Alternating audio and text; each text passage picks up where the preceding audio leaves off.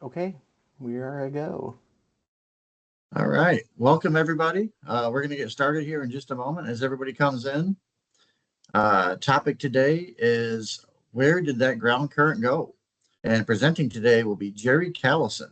So, Jerry Callison is a professional engineer here based in our headquarters, Jackson, Michigan office. And Jerry's been doing power system analysis and studies and protection and control design for the past 18 years. So, welcome, Jerry. Thank you very much for your expertise. And just a couple things in housekeeping here as we get started. Go to slide 2. So we have additional webinars planned in future months.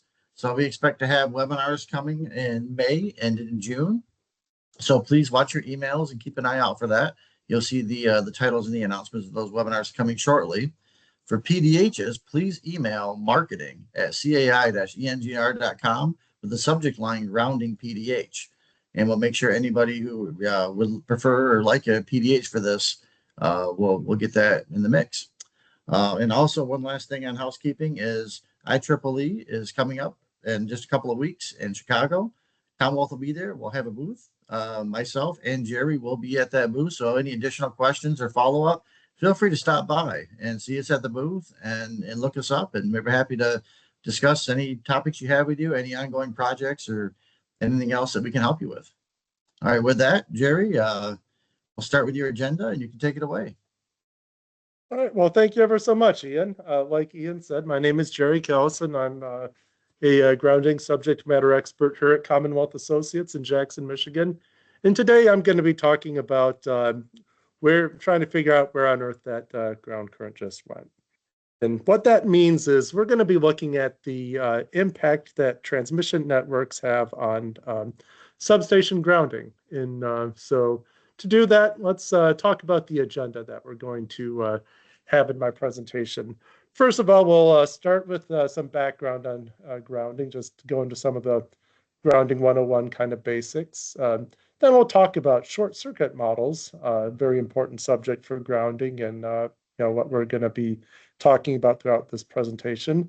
Then we'll talk about split factor, sometimes also called fault current distribution factor. Then we'll talk about the effect that adjacent ground grids and circulating neutral current has on grounding or doesn't have on grounding.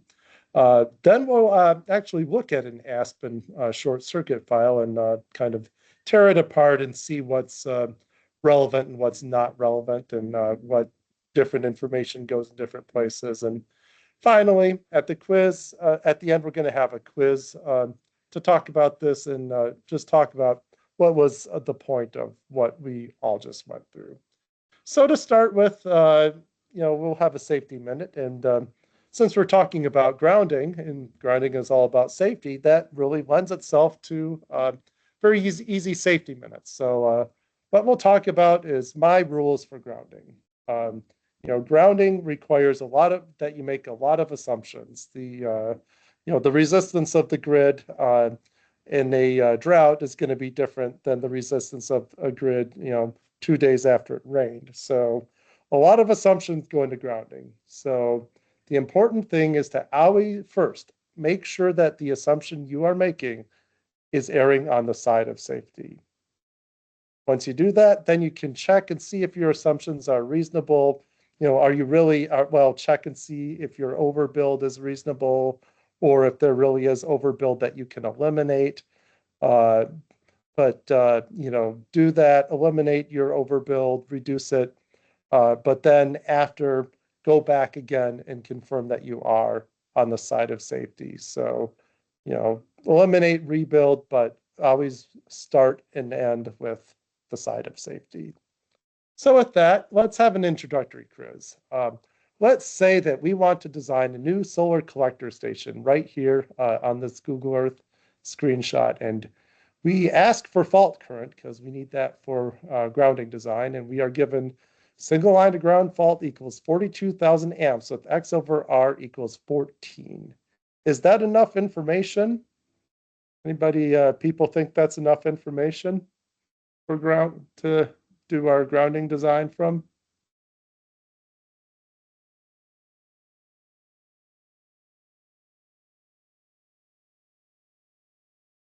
Well, it is enough information only if we want to buy more copper than we have to. And so with that, we will get into what other information it is that we need. But before we do that, let's go into some background on substation grounding. First of all, what is a ground grid and what does it do? Well, the technical definition for the ground grid is it is a system of interconnected ground electrodes arranged in a pattern over a specified area buried below the surface of the earth. Basically, it's an array of horizontal conductors and vertical ground rods. Now, there's really two main things that a ground grid does. During steady state condition, it provides a ground for equipment. That dead tank circuit breaker, that 345 kV circuit breaker that you're able to touch and open up the cabinet on when it's live because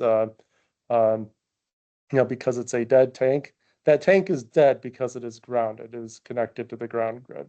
So during steady state condition, ground grid provides grounding for equipment that needs to be grounded. During faulted conditions, the ground grid provides a grid to soil interface to return fault current to its source. And remember that grid current always wants to return to its source. And when the ground grid is helping that ground current to return to its source, it controls touch and step voltages throughout the station to safe thresholds. Now, we're going to get into touch and step voltage here in a little bit, but first of all, I'm going to introduce a term called ground potential rise. You'll hear it a lot in grounding. And what on earth is ground potential rise?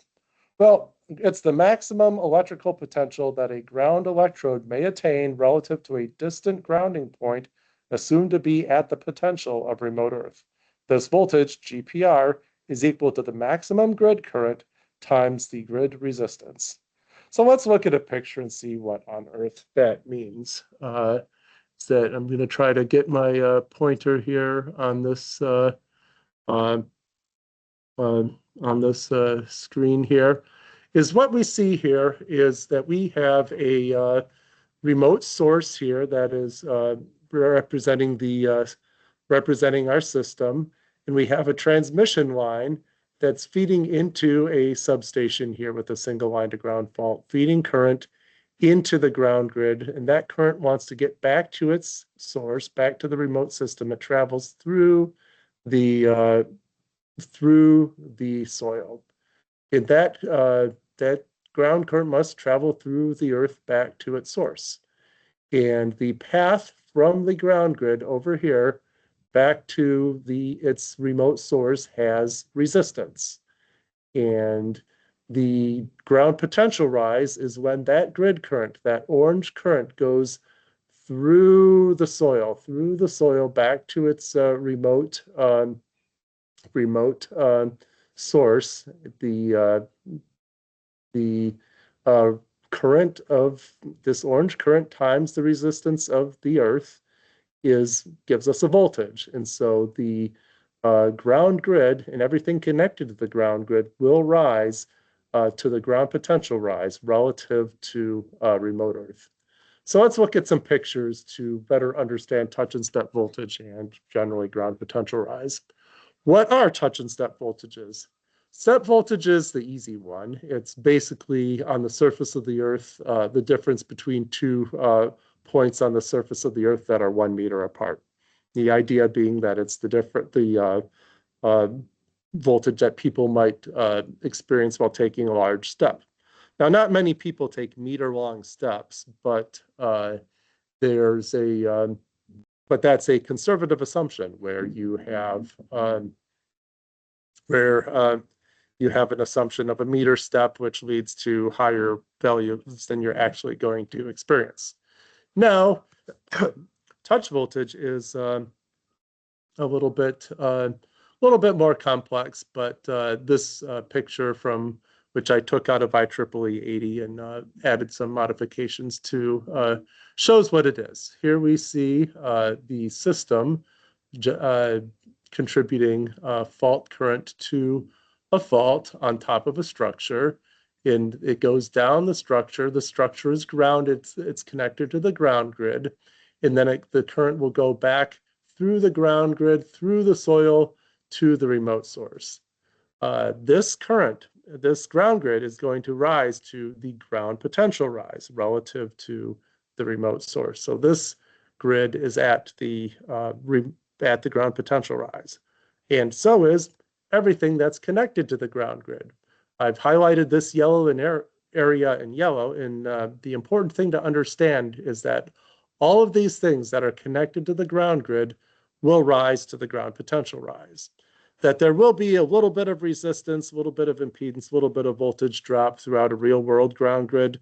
For this exercise right now, we're going to assume that it's all a perfect conductor with no resistance and that everything connected to the ground grid is one node.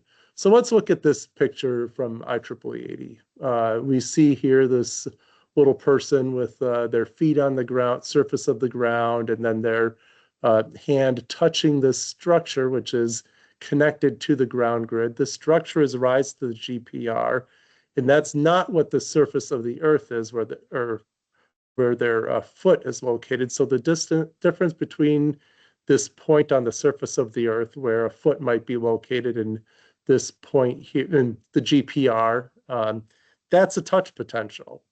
Now, an important thing to realize about touch potential is you don't have to be touching the faulted equipment. You know, that this little lattice structure here is faulted. This is where the current goes through. And so this rises to the ground potential rise. Well, everything connected to the ground grid rises through the ground potential rise to the ground potential rise. So here we see, the fault here on this lattice structure. Even if we have this person that's touching this dead tank breaker that's connected to the ground grid, this tank of this breaker and this cabinet is also rising to the ground potential rise. So even though the fault is over here, this person will experience a touch potential right here. The touch potential again right here being the difference between the ground potential rise, which is located right here, and which is of the ground grid, what the person's touching with their hand, and the surface of the earth, which is right here. So that's touch potential. So with that, let's talk a little bit about what impacts the design of a ground grid. Well, grid resistance is one of the first properties of a ground grid. And there are two main things that affect grid resistance. The first is the area covered by the footprint of the grid, is that the larger the surface area of the footprint of the grid, the smaller the resistance it will be. The second, of course, is the resistivity of the soil in which the ground grid is buried. That the more, is that the lower the resistivity, and we, have, a couple of layers, 2, 3, maybe 4 layers of resistivity at different depths of the soil. Those will affect the ground grid. Another big thing that affects the performance of the ground grid is the current. How much fault current can the system provide at the site in the network to which it's connected?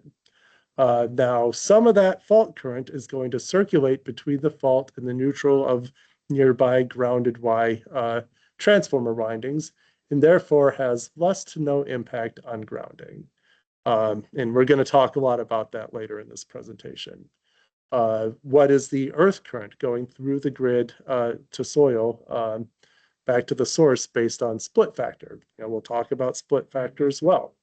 And split factor, we'll talk, is determined by the grid resistance and the alternate paths, including shield wires, distribution neutrals, counterpoise, and towers. Again, we'll talk about that in a few slides. Another important thing is the proximity of a nearby grid. Maybe a grid is not tied together underground, but it has a short, 1,000-foot line to a nearby grid. That will have an impact too. And so also another important thing that affects the design of ground grids are the tolerable touch and step voltage thresholds. And those are mostly driven by the thickness and resistivity of the gravel cover in the station, also the upper soil layer resistivity sometimes. And another major thing that impacts them is the duration of the fault before it is cleared by protection. So with that, let's talk about short circuit models. And you have to forgive me because we're going to give a very, very basic presentation on something that would take, a couple of weeks of your senior year of electrical engineering or first year of your master's. So this is going to be a very short and conceptual glance at a very complex subject. So what is a short circuit model? Well, basically, a short circuit model tells how much current will be delivered into various kinds of faults at different locations in a transmission grid. You'll study different kinds of faults, such as three-phase faults, line-to-line faults, line-to-ground faults, and double line-to-ground faults. And the short circuit network is going to be based on the layout of your network. Where are different lines, sources, transformers, where are those located? And there are different types of impedances that all of these components have, called the positive, negative, and zero sequence impedance. And we put these together to create a positive network, positive sequence network, a zero sequence negative sequence network, and a zero sequence network, for representing your system. The positive sequence network basically represents balance conditions when everything's working as it is. Negative impedance is usually pretty similar to positive. Most of the values are the same. Sources are replaced by short circuits. Zero sequence is going to be different values, and zero sequence usually represents ground involvement. And, that's going to be a little bit more complex. What goes into your zero sequence network is going to be affected by transformer connections, things like that. Positive, negative, and zero sequence models of the network are connected together in different ways depending on what kind of fault you're modeling. Some of them might be ignored in different faults. A three-phase fault will ignore the negative and zero sequence, only look at the positive sequence. Phase-to-phase fault will only look at the positive and negative. The single line to ground fault, which we use for grounding, will look at positive, negative, and zero, as will the double line to ground fault. And for grounding, we only care about single phase to ground and double phase to ground faults. Now, CAPE and Aspen are the programs that are typically used for short circuit analysis. So here's a picture of a Thevenin equivalent here on the right, and that's basically what we're doing with short circuit modeling. Short circuit models consist of a voltage source and then an impedance from this theoretical idea of a remote voltage source to wherever it is in the network that you are modeling the short circuit values at. And again, positive, negative, and zero are connected in differing ways depending on the arrangement of your imbalance. And your short circuit model is going to be impacted by the arrangements of lines, transformers, generators. Lower impedance here is going to mean more fault current delivered to your fault. It's going to mean what we call a stronger system. And again, for grounding, we only care about single line to ground and double line to ground faults. So, and again, sequence components are a grad school level topic that we can cover much more in depth. Commonwealth has a class on that subject that we will offer at some point in the future. So an important thing to remember here is as I brushed on a topic that's very complex and a lot of people might not even encounter till grad school, is that current has to return to its source. When we say single line to ground fault equals X amps, this is usually referring to the total current in the faulted phase when one phase is shorted to ground. Double line to ground faults are more complex, and we care about, we kind of pull out the 3I0 for grounding design. And again, positive and negative currents are sequence networks are balanced, and therefore they just return the current to their source through the phase conductors. Is that positive and negative sequence current is phase current, it never enters the ground. Zero sequence current, however, is not balanced, and in order for it to flow, it has to have a path to ground, and it goes to the fault from the phases through the fault into the ground and returns through the ground, and maybe the ground, maybe shield wires, things like that. But it must have, that's why we call 3I0 ground current. And, so ground current has to return through the earth, shield wires, etc., instead of through the intended phase conductor. So, fortunately, ground grids do not have to handle all ground current. Ground grids do not need to handle all the fault current, because some of it passes through the grid to soil interface. But other paths that it might take include shield wires and distribution neutrals down through towers into the earth. And this is what split factor is going to be looking at. It might go through very close grids.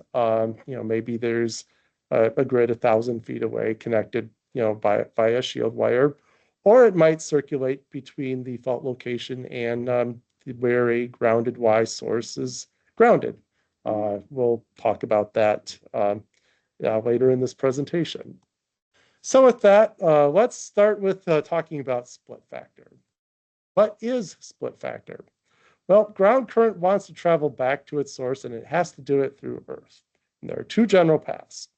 The first one is through the ground grid into the surrounding soil, and the other one is through shield wires or distribution neutrals, and then down through towers into the ground. Fault current division factor, also called split factor, is the percentage of the total fault current that flows through the grid to soil interface. And split factor is going to be affected by a couple of things. It's going to be affected by the number of line paths leaving the station, and that should be the number of two-circuit line, and I say paths, a two-circuit line, two circuits sharing towers only counts as one path. It's going to be affected heavily by the resistance to the ground grid. If you have bad soil, then then you can expect higher resistance, and lower split factor play a significant role. Going to be affected by the resistance of the towers of the lines leaving the station, and the proximity of nearby grids. Now, the ground grid is designed to handle the current that travels through the grid to soil interface, not through the shield wires and towers, except, of course, when you're selecting the conductor that you use. So here's a picture of split factor at work. We remember the picture of the network feeding the single line of ground fault at the station. Well, here to that picture, we've added a shield wire that's connected to the ground grid at the station we're studying, and it goes through. It's carrying some of the fault current, and it's connected to each of these towers, and some of that current goes down from the shield wire through the tower into the ground back to the remote source. And that's how split factor works. There's a couple ways you can determine split factor. One, very quick and easy, is can be estimated using the values and charts in the back of IEEE 80 in Annex C. That shows the typical impedance to ground for a given number of transmission and distribution lines, and they have charts showing split factor versus grid resistance for a given number of transmission and distribution lines. You can estimate a more precise split factor, simulate it using either WinIGS or the FC-DIST module in CDEGS. Usually, Annex C is going to be more conservative and going to be higher than your FC-DIST or WinIGS simulated split factor. And there certainly are utilities who use Annex C and some that use software calculations. So either one of those ways works.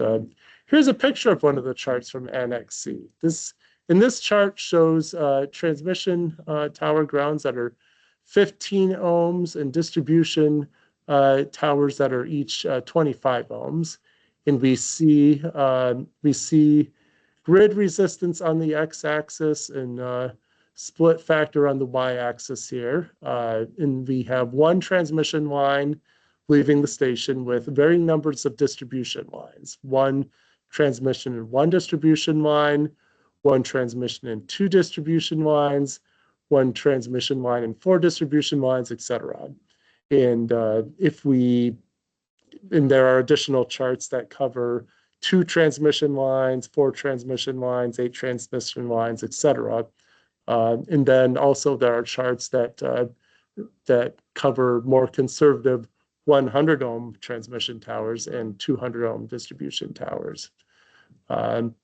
So see how split factor reduces as grid resistance increases. See how split factor also reduces as more distribution lines are added. Now, you can also simulate split factor with software, with the WinIGS software or the FCDIS module in CDEGS. Key information about the station that you're modeling is going to be the resistance of its ground grid and the resistivity of the bottom layer of soil in the area, because that's part of they make the assumption that that's what it's encountering after it goes down the tower and between the bottom of the tower and the source. Now, a lot of key information is going to be needed about the lines into each station. There's tower dimensions, typical tower dimensions. There's the number and type of shield wire. There's the ground current, 3I0, that's in the phases for each line. There's the resistance of your towers. And then there's the number of towers. You have both the span length and number of spans that are in your line.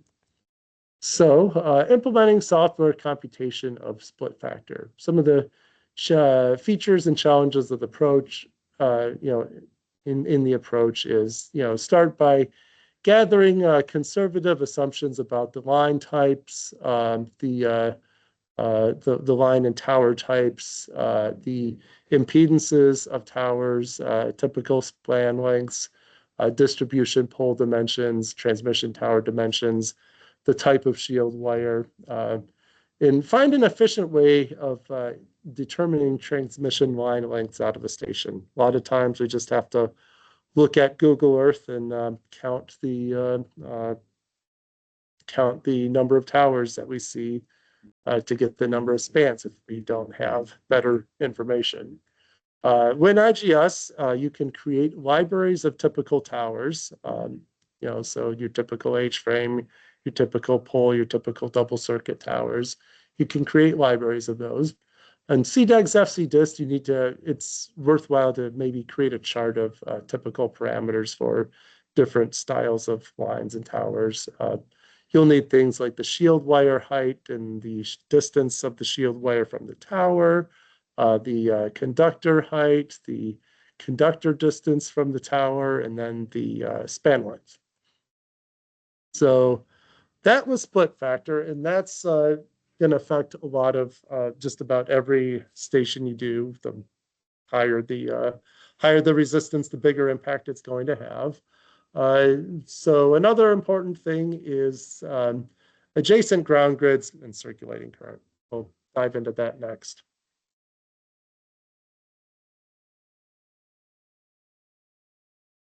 So adjacent ground grids. Remember this picture from the previous section with the where we had a line leaving the station, and each of these towers was maybe conservatively 10 ohms, 10, 20 ohms, maybe higher. Well, what if we go a couple towers and then all of a sudden, instead of 10 ohms, we have something that's 1 ohm or a half an ohm? Well, that's basically the effect that a nearby ground grid can have. And so we see this in this picture. We think of it as replacing this second tower here with a that's maybe at 10 ohms with a tower that's 1 ohm.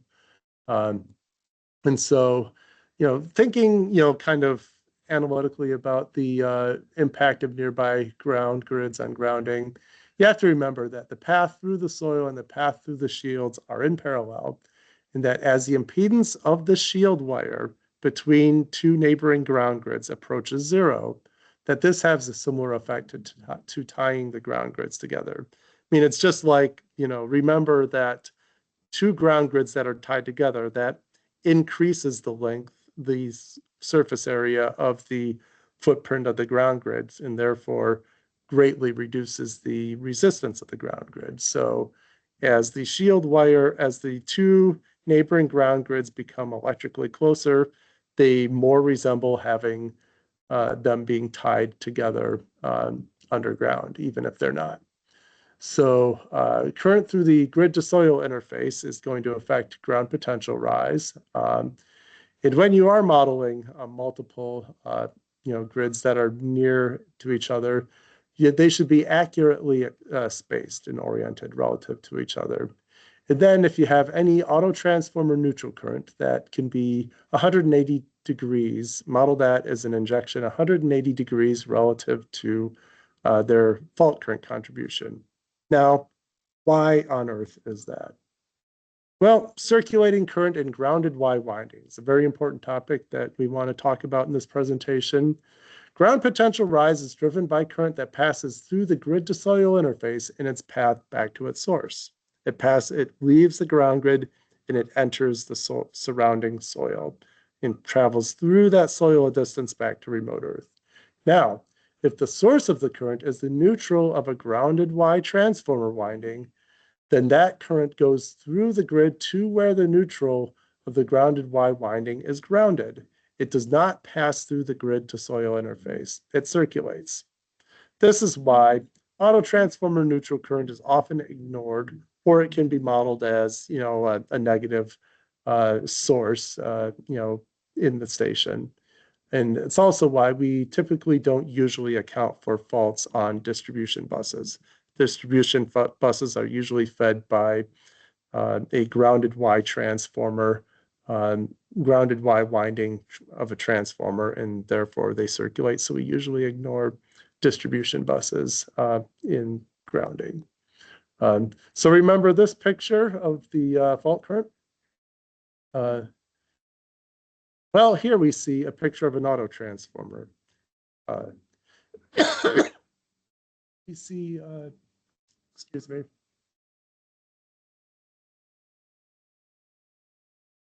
Here we see this picture, we see an autotransformer in the station, and we see this fault current consists of orange current, purple current, and blue current.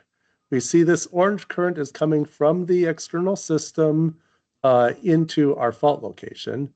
We also see that we have some current coming from, some purple current here on this other voltage network coming from the outside network into the substation through the autotransformer primary to the fault location. We also see that some of this current, from the autotransformer secondary coming up from the ground goes through the secondary winding out to the fault location, down into the ground grid, through the ground grid, back to where the Y winding of this autotransformer is grounded. And so this is why this is a picture of circulating current at an autotransformer in a nearby station. So again, the orange comes from the external system. The blue circulates between the fault location and where the autotransformer is grounded. Now, it gets a little bit more complicated if the circulating current is, the autotransformer is in a nearby station. And forgive me, I think that we just had, I just lost my screen. Oh, there, it's back. Is everybody able to see the presentation? Ian, Dell, are you able to confirm that the presentation can be seen? Yeah, we're good to go. Great. Cool. So yes, so here we have a picture of a auto transformer, not in the station, the ground grid that we're designing with the fault, but in a nearby station. And so we see our fault current has a couple of different aspects to it. Some, just go back. Some of the current will will return through the shield wire. We see this blue current coming in through that goes up through the shield wire back to the nearby station. And some of this, by the way, is going to go down through the tower into the ground back to the nearby station. But for simplicity, I didn't put that in this presentation. We see the orange current that's coming from the outside system into the auto transformer and then going through.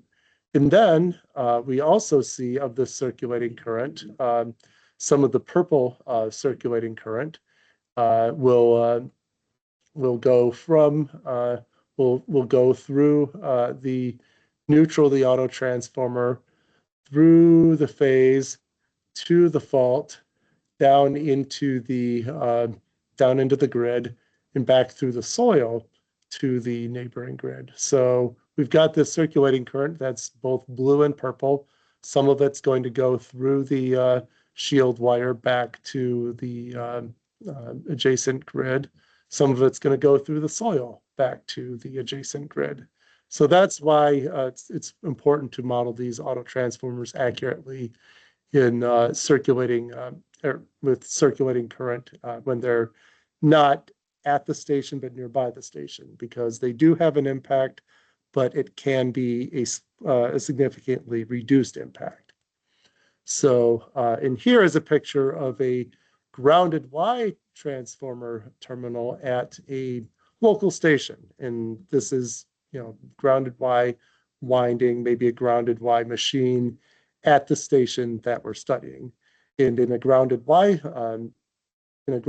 fed system, all of the fault current is coming from this source, is going to go down into the ground grid, and it's all going to circulate back to where the Y is grounded. So this is a non-auto transformer where there's no other path, where everything comes from, all ground current comes to the neutral, then all of it is circulating.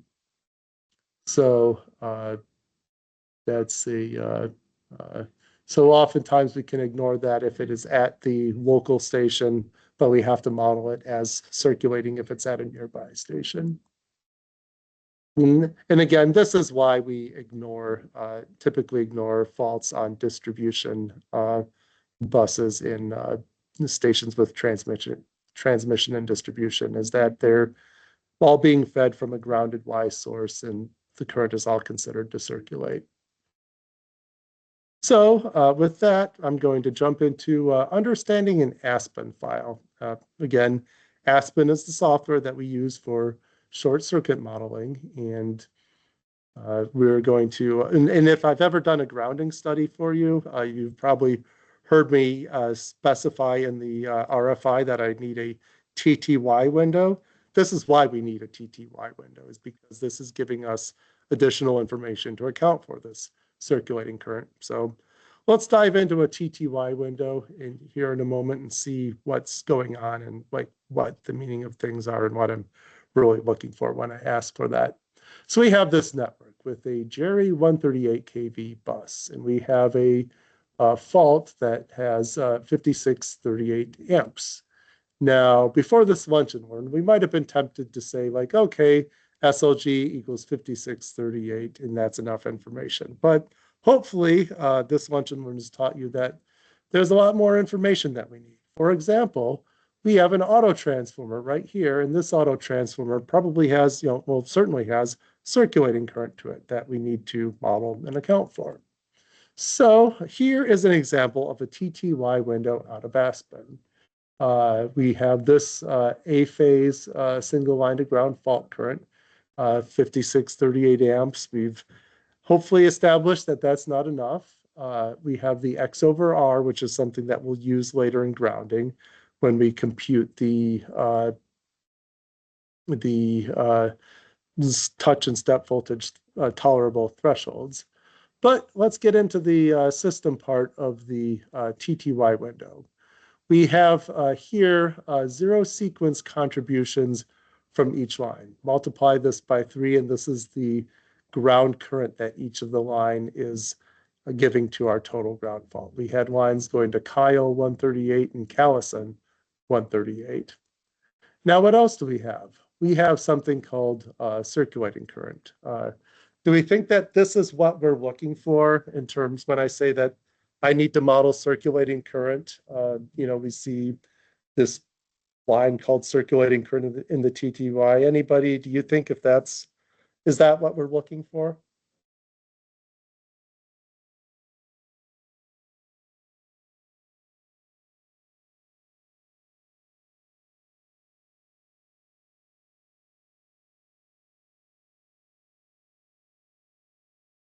Well, the answer is no, this is not what we're looking for. This is basically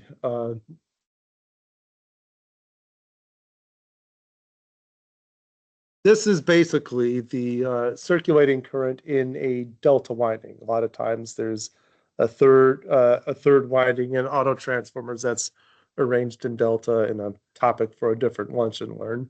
But this is basically the current that's circulating inside of that delta winding inside of the auto transformer. So we ignore that. We don't care about that for grounding.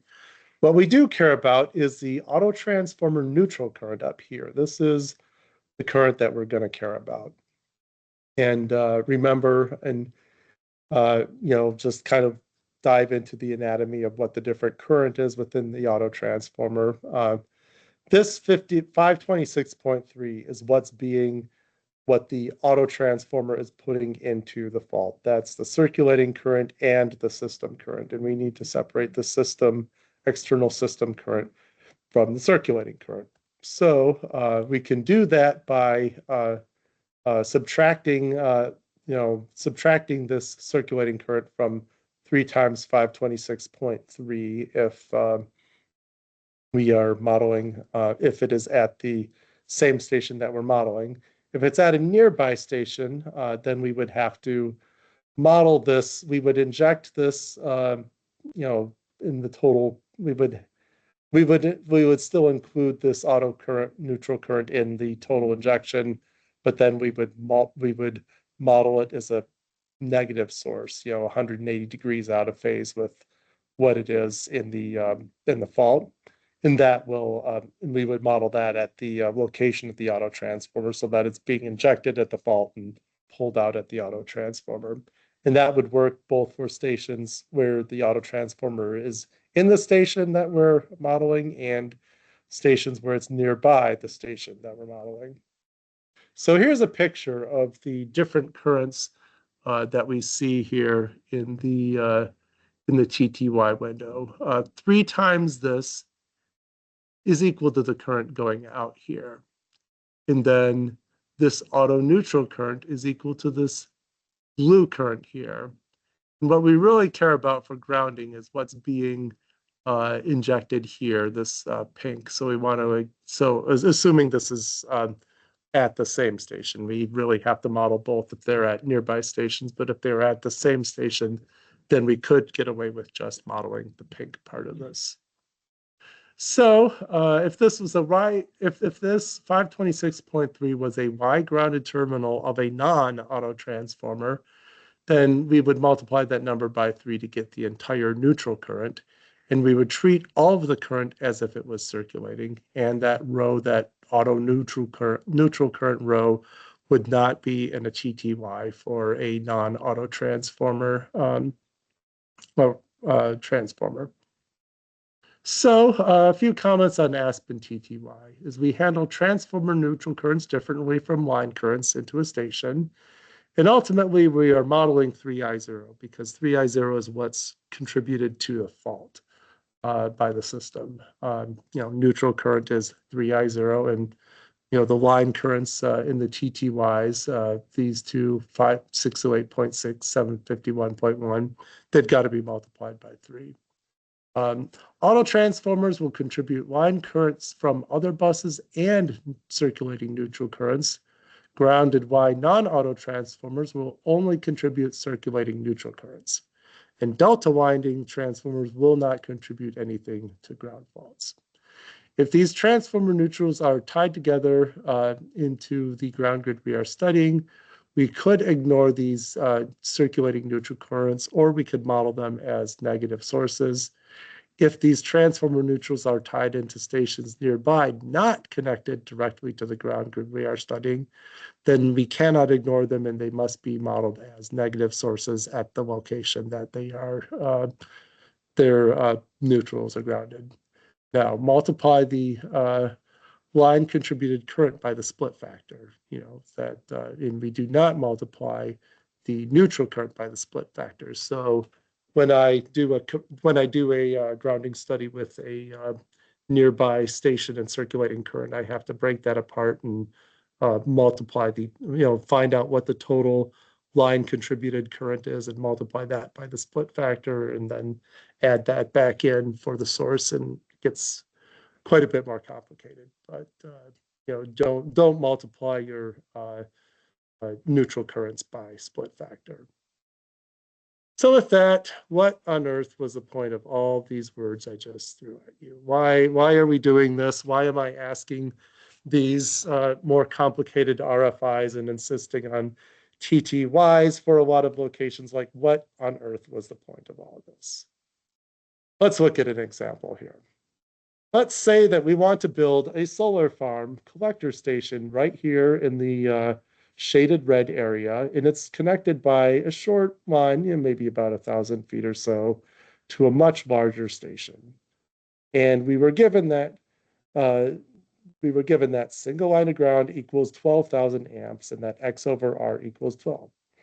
Is that enough information? And what else? What, if anything, should we consider? Does anybody think that's enough information?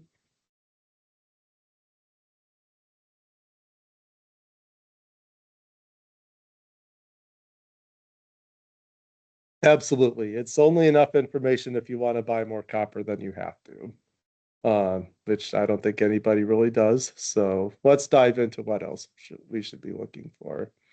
I mean, can anybody tell me, like, what's the first thing, one of the first things you notice here? Like, what things external to the red area, that shaded red area where we plan to build the collector sub? What else do we see that's, kind of raises some questions? Yep, absolutely. There's transmission lines. Right, Todd? Anybody else? Underground piping, definitely want to be careful of that. Nearby ground grid, absolutely. Yep. Let's see, there's one other big thing that I'm going to go into the chat and see if anybody's gotten. Let's see here.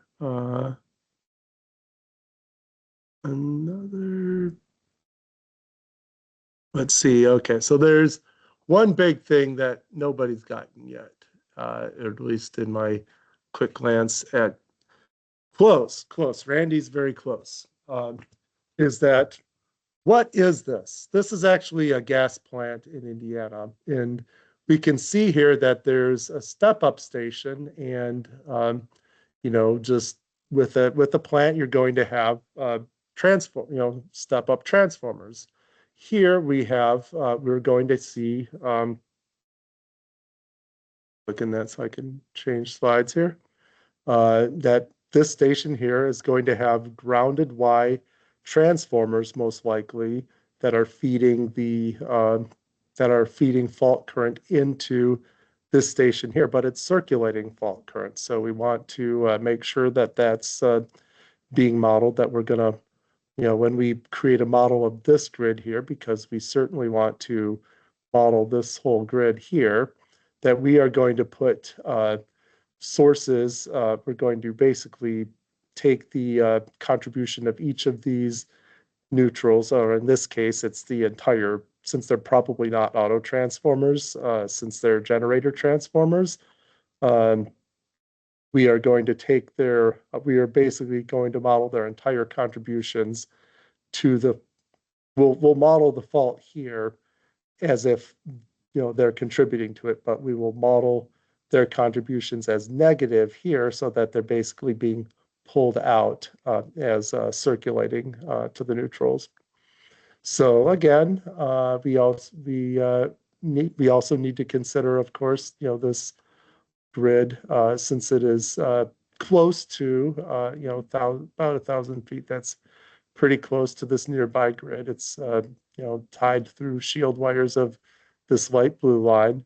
And then finally, there's there's a double circuit 345 kV line that's leaving this, that's going by this site, and that this station connects to, and we need to contribute this to count this for split factor. Now, so I've got two circuits going here sharing a tower and two circuits going here sharing a tower. Would this count as 2 lines or 4 lines leaving the station?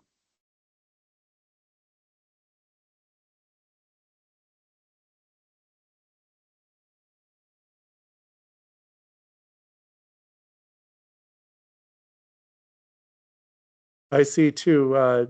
Anybody else for 2? Anybody think 4?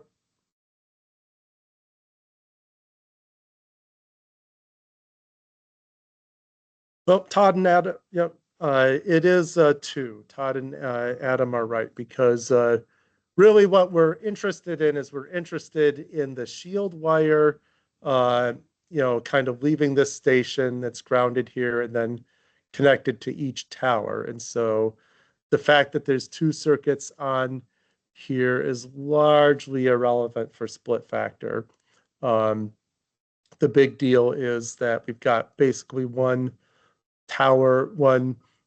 shield wire riding towers going this way and one shield wire riding towers going this way. And so we would count this as 2 lines. So recommended approach, model split factor to account for lines leaving the station nearby. Model the ground grids of nearby facilities like the switching plant and the power plant. Can do that in WinIGS.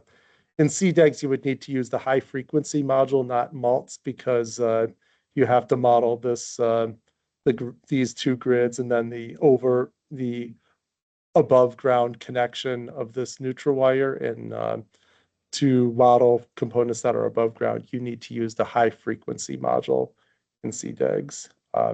Model sources of circulating current, model your generator step-up transformers in this yard, model them as 180 degrees away from what they're contributing here, so that it's like a negative source and they're pulling it out, modeling it, circulating. And this is really going to save a lot of copper versus just modeling a given single line of ground fault at the station. So conclusions, the ground current uses the earth, not the phase wires, to return to its source. And ground grids have to provide a path for ground current to enter the grid to soil interface as it travels back to the source. It controls touch and step voltages when it does that. Some current's going to travel through the grid, others going to travel from the shield wires and distribution neutrals through the towers into the earth, from the shield wires to nearby adjacent grids. Some of it might circulate between the fault location and where a transformer neutral is grounded. And circulating current has much less of an impact on grounding than current returning to a remote source. And you think about that statement, the way I put that is that it has virtually no impact if it's a nearby source in the station, but it has a large impact if it is traveling to a remote source. Well, if you have an auto transformer that's very close by, that's not tied but close by, the closer your auto transformer is electrically, the less of a remote source it is. So think of it that way. Is that we do, if they're not tied underground, we do have to model them, but the closer electrically they are, the less impact they will have. So ultimately, just know where your ground current is, fault current is coming from and where it's going. So with that, I would love to take questions.